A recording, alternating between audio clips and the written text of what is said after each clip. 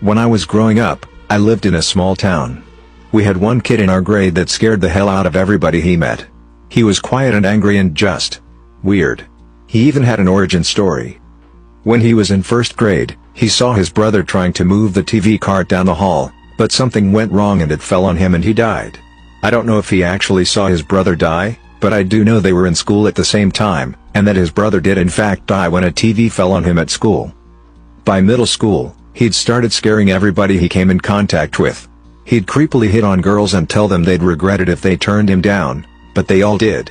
He tolerated a few of us, and he sat with my group of friends and party crew during lunch, but even then, he was still always quiet. About a week or two into 8th grade, I got called to the office and told that because he sat at our lunch table and we seemed to get along, that the school wanted me to eat lunch with him every day in one of the classrooms instead of the cafeteria. It didn't really feel like I had a choice, so I agreed, and we spent the year eating lunch and playing chess. It took a few weeks for him to open up and start talking, and immediately I regretted it. He had conspiracy theories, raged that girls wouldn't date him, sometimes he'd say things just to try to shock me. He was insanely smart, but his mind was really warped and dark and hateful.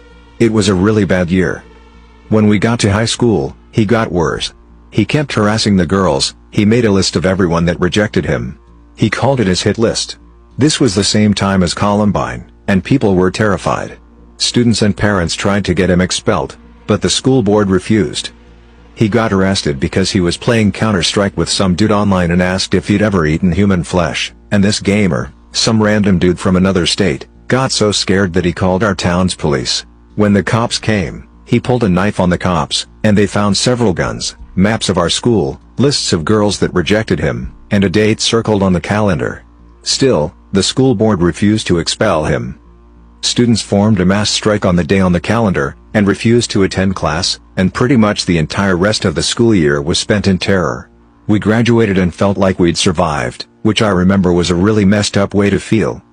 A year or so later, he murdered his parents in their sleep. He shot them and lit his house on fire with buckets of gas all over the house. He got caught in the fire and died from his burns a few days later.